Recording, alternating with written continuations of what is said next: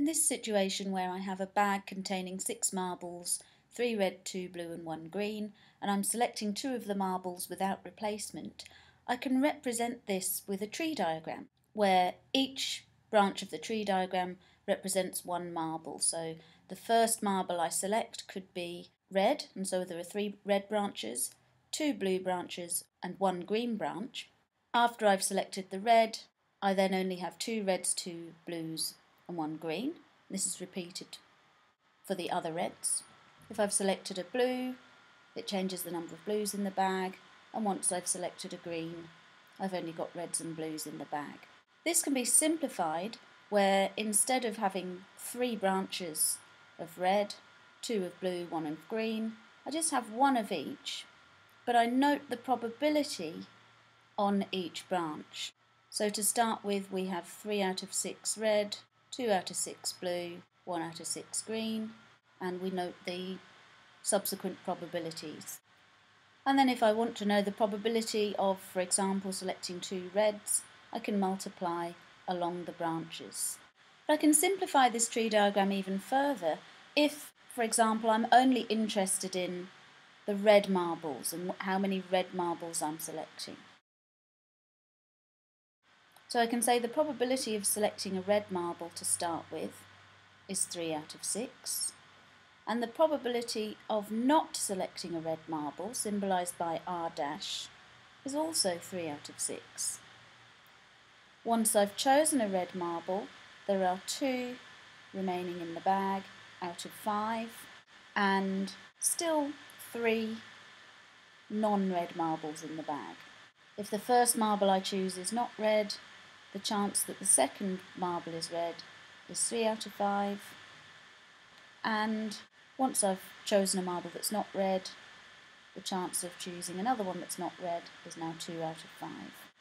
So this enables me to find out the probability of selecting 2 reds, 3 out of 6 multiplied by 2 out of 5, a red followed by a non-red, and a non-red followed by a non-red. And these probabilities should total 1. 6 and 9 and 9 and 6 is 30 out of 30. So a simplified tree diagram such as this enables us to answer questions such as what's the probability of choosing exactly 1 red out of the 2 marbles, and that would be these 2 probabilities added together. So probability exactly 1 red, 18 out of 30.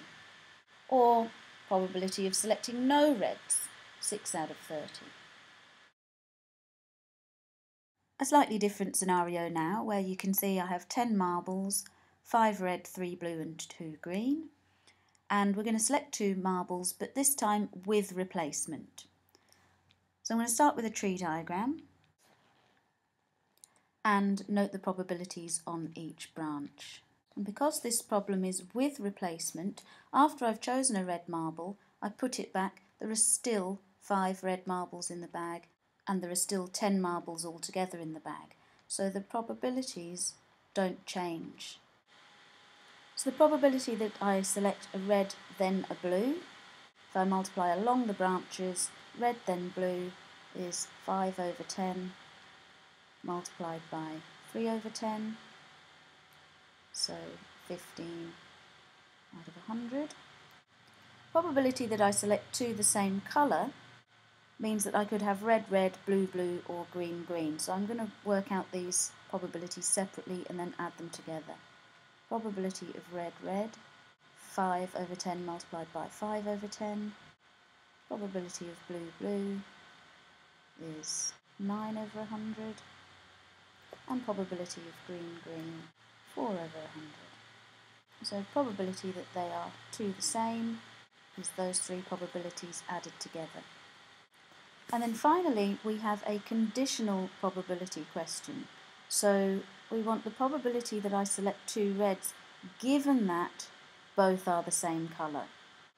So my denominator I've just worked out in part C. Given that they're the same colour, I'm just going to convert these to decimals for ease of use. And of those, what's the probability that both are reds? That's this one, 0.25. Now I have an example with no context. I'm just told certain probabilities and I'm asked to work out some other probabilities related to those events. We'll start with a tree diagram, and this is going to be a simplified tree diagram just involving the events A and B. So we're told that the probability of event A occurring is 0.5, and therefore the probability that A does not occur, we can represent that with A dash, is also 0.5 because these are complementary events. We then need to consider the probabilities of event B occurring and not occurring. And we have some conditional probabilities here. So pause the video and see if you can work out where do we need to write 0.8 and where do we need to write 0.3. 0.8 is the probability that B occurs given that A has occurred. So that's this probability here. 0.8 is the probability that B occurs given that A occurs. And the 0.3 is the probability that B occurs given that A did not occur. So that's this one, 0.3. And then we can fill in the complements for not B on each branch because they need to sum to 1. So I've already answered some of these questions here. If the probability A occurs is 0.5, the probability that A does not occur is also 0.5. Now the probability of B occurring is not 0.8 and it's not 0.3. The temptation might be to try and add these probabilities together. 0.8 plus 0.3 is 1.1. That clearly is not correct because a probability cannot be greater than 1. What we need to do is multiply along each of the branches to work out the probabilities involved. So the probability that we have A followed by B, multiply them together, probability that we have A followed by not B, not A followed by B, and not A followed by not B.